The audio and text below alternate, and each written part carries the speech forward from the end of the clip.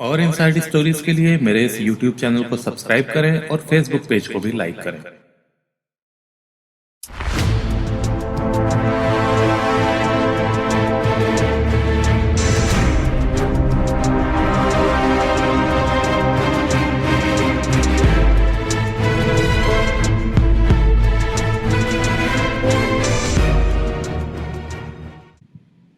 आज से 3 साल पहले 18 जुलाई 2016 वजीराबाद, दिल्ली। पुलिस को धौलाना की हापुड़ कैनाल के किनारे एक लड़की की लाश मिली। उसी जगह पर एक सेंट्रो कार भी खड़ी थी, जिसके रजिस्ट्रेशन नंबर के सहारे पुलिस उसके घर तक पहुंची। घर पहुंचकर पता चला कि घर पर ताला लगा हुआ है। यह घर था दिल्ली के कपड़ा व्यापारी वेद प्रकाश करोड़ीवाल का, जो कि अपनी पत्नी साधना, बेटे शुभम, टीचर बेटी नैना के साथ इस घर में रहते थे। इस घर में ताला अगले कई दिन तक लगा रहा और फिर आखिरकार पुलिस जब ताला तोड़कर अंदर पहुंची तो घर के अंदर भी उनको शक करने जैसा कुछ भी नहीं मिला। आखिर कहाँ गायब थे इस परिवार के बाकी 3 लोग? घर की सारी चीजें जस की तस थी। आगे की इन्वेस्टिगेशन में पुलिस ने जब इस परिवार के सभी लोगों के बैंक अकाउंट और बाकी डिटेल्स निकलवाई तब भी कोई सुराग नहीं मिला। किसी भी बैंक अकाउंट में कोई हलचल नहीं थी।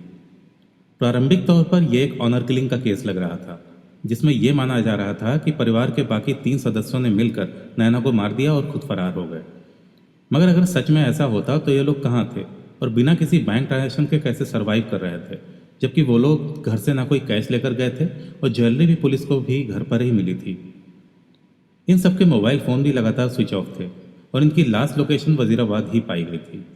नैना के रिलेटिव्स का कहना था कि उन लोगों का हापुड़ से कोई भी रिलेशन नहीं है और नैना को कार ड्राइव करनी भी नहीं आती है। फिर यह कार दिल्ली से हापुड़ कैसे पहुंची होगी या फिर कौन लेकर गया होगा? इस गुत्थी को पुलिस को सुलझाने में 2 साल का समय लगा और नवंबर 2018 में इस बात का खुलासा हो पाया कि आखिर नैना के साथ क्या हुआ था और ये पूरा परिवार अचानक से कहाँ गायब हो गया। असल में इस परिवार के बाकी सदस्य कहीं गायब नहीं हुए थे, बल्कि नैना के साथ ही मार दिए गए थे और इसके पीछे की वजह थी वेद प्रकाश की प्रॉपर्टी पर कब्जा। पूरी घटना में 3 आरोपियों के नाम सामने आए, जिनमें से नाबालिग मनु यूपी में एक सड़क दुर्घटना में मारा गया था, जबकि मुख्य आरोपी था अभिषेक पाल उर्फ मिंटू। तीसरे आरोपी रितेश कटियार ने आत्महत्या कर ली थी। अभिषेक ने बताया कि वो वेद प्रकाश और उनके परिवार को अच्छे से जानता था। उसका दोस्त रितेश कटियार वेद प्रकाश की मजनू की टीला वाली दुकान पर काम करता था। इसके बाद वेद प्रकाश ने दूसरा बिजनेस कर लिया और वो दुकान रितेश को रेंट पे दे दी। रितेश उस बिजनेस को ठीक से चला नहीं पाया और लॉस में जाने लगा।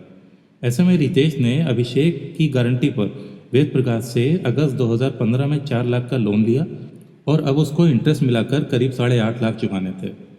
रितेश लोन चुका नहीं पा रहा था और दूसरी तरफ वेद प्रकाश उसके ऊपर प्रेशर डाल रहे थे। अभिषेक ने यह सारी कहानी वेद प्रकाश के भतीजे सोनू को बताई। सोनू अपने चाचा से चिढ़ता था। कुछ समय पहले तक वो अपने चाचा के साथ ही काम करता था, मगर फिर किसी बात को लेकर उन्होंने सोनू को नौकरी से निकाल दिया था, जिससे उसके अंदर बदले की भावना भर गई थी और वो चाचा से बदला लेने के लिए प्रॉपर्टी पर कब्जा करने की सोचता रहता था।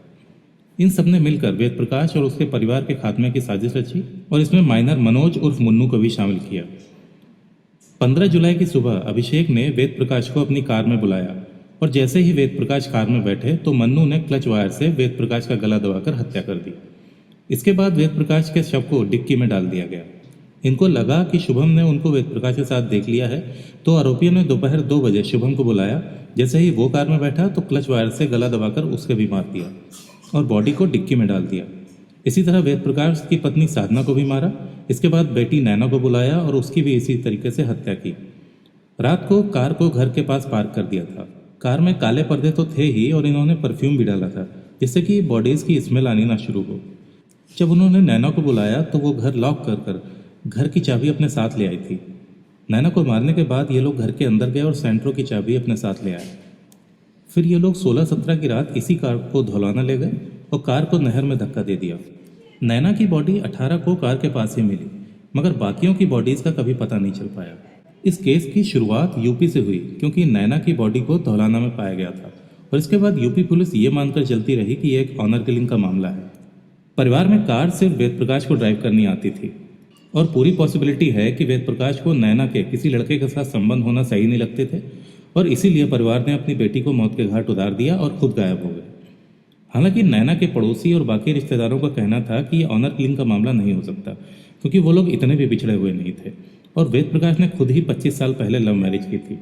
उनका यही मानना रहा कि यह पूरा परिवार किसी साजिश की भेंट चढ़ गया है। हो सकता है नैना के कॉल रिकॉर्ड्स से यूपी पुलिस को कुछ ऐसा मिला हो, अदरवाइज नैना के जानने वालों में उसके किसी के साथ अफेयर के बारे में पता नहीं चल पाया। 2 साल तक इस केस में कोई प्रोग्रेस नहीं दिखी और केस आखिरकार दिल्ली पुलिस ने क्लोज किया जब उनको नाबालिग लड़के मुन्नू के माध्यम से कुछ सबूत मिले। हालांकि मुन्नू की एक रोड एक्सीडेंट में मृत्यु हो चुकी है, मगर कुछ और सोर्सेज से ये पता चला कि मुन्नू जब भी शराब के नशे में होता था तो अक्सर बड़बड़ाता था कि उसने 4 लोगों को अपने हाथों से मारा है। ये टिप जब दिल्ली पुलिस को मिली तो उन्होंने अपने तरह से इसको हैंडल किया और फाइनली इन सभी अपराधियों को धर दबोचा।